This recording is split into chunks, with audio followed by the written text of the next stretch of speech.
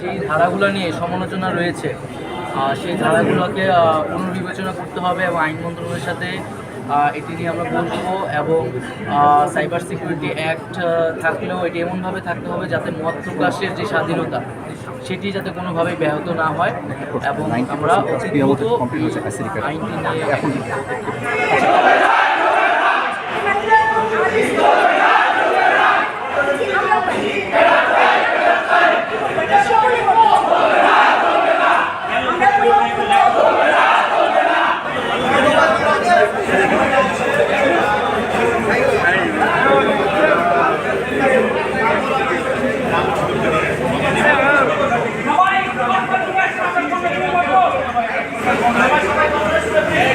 সবাই কনফারেন্স রুমে চলে আসেন।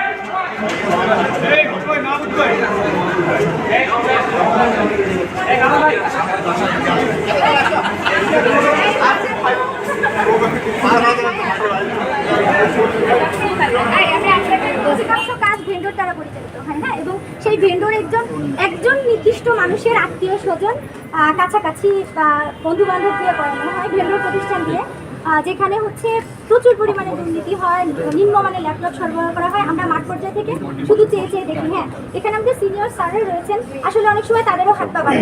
আমি সরাসরি আমার সাথে আমরা একদম অফিসিয়ালি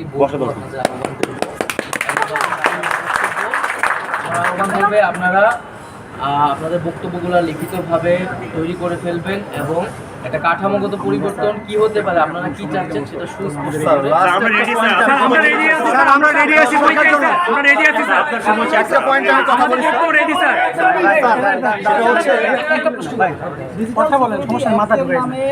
গণমাধ্যমকে গলা চেপে ধরার একটা ব্যবস্থা করা হয়েছিল বিগত সময়গুলোতে, এই বিষয়ে একটু কি বলবেন? আমরা আজকে এটি কিন্তু আমাদের প্রাথমিক যে আলোচনা সেখানে আমরা এটি করেছি যে সাইবার সিকিউরিটি অ্যাক্ট যেটি নতুন হয়েছে সেটি পরিবর্তন হয়ে যেই ধারাগুলো নিয়ে সমালোচনা রয়েছে সেই ধারাগুলোকে পুনর্বিবেচনা করতে হবে এবং আইন মন্ত্রণালয়ের সাথে এটি নিয়ে আমরা বলবো। এবং সাইবার সিকিউরিটি অ্যাক্ট থাকলেও এটি এমনভাবে থাকতে হবে যাতে মত প্রকাশের যে স্বাধীনতা সেটি যাতে কোনোভাবেই ব্যাহত না হয় এবং আমরা আইনটি নিয়ে।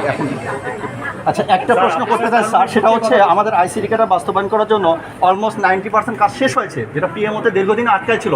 আমরা কি স্যার এটা আগামীতে এটাকে প্রসেস আপডেট করতে পারবো কিনা, আগাতে পারবো কিনা স্যার? আমি তো মাত্র এসেছি, এই বিষয়ে আমি এখনো অবহিত নই। এটা না হলে আমরা সার্বিকভাবে কথাবার্তা আমাদের হচ্ছে, তখন আমরা আপনাদের সকল পক্ষের কথা শুনে সামনে আগায় না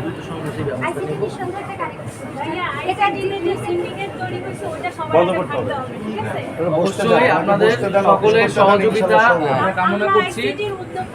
আমরা অনেক কিছু থেকে বঞ্চিত, আর আমাদেরও শর্টকাট রাস্তা ছিল, আমরা অনেস্ট আসছি, সেই কথা আমরা চাই নাই।